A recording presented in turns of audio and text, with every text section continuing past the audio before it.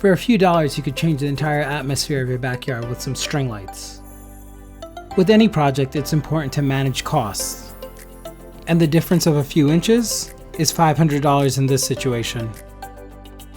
Losing a drone will break the bank on any project. So let's try to get that out of the tree.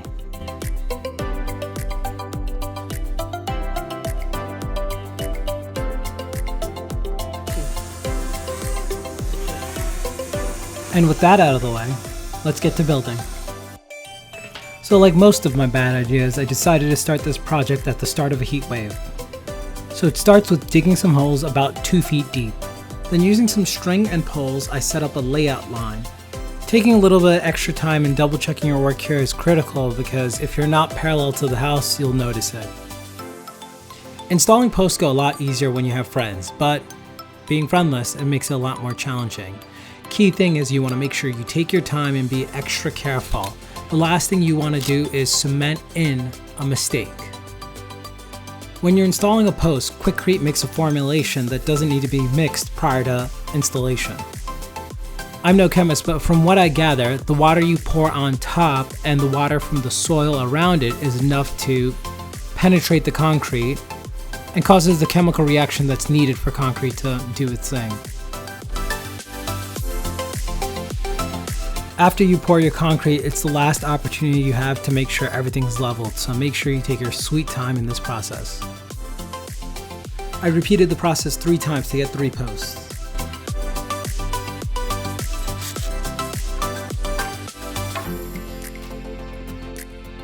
A quick paint job and I was done for the day.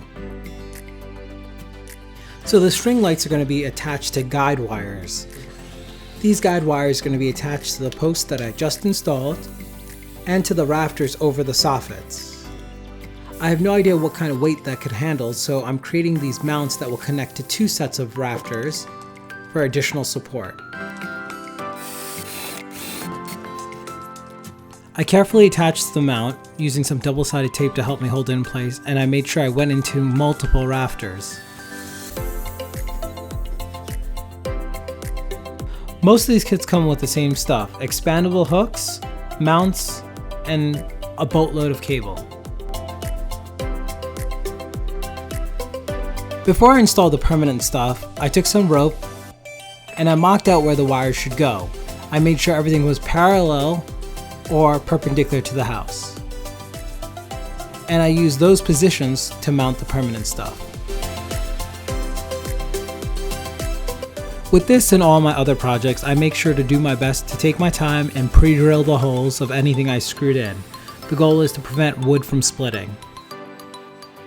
There are a ton of resources online where you can build up your fundamentals.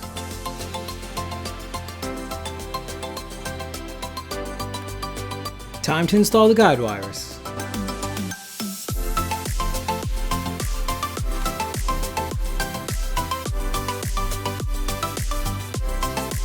With all the wires installed, the last step was to tighten the adjustable hooks. Now it's finally time to install the lights.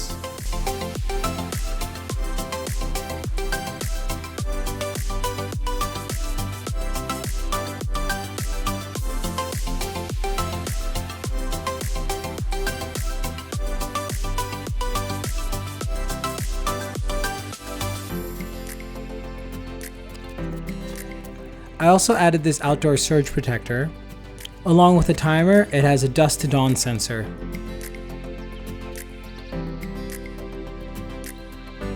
The string lights alone were pretty beautiful at night, but I wanted to go a little bit further.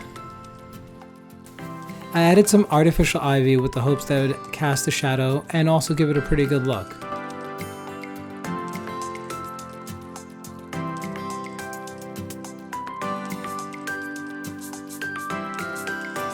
And just like that, you change the entire look of your backyard.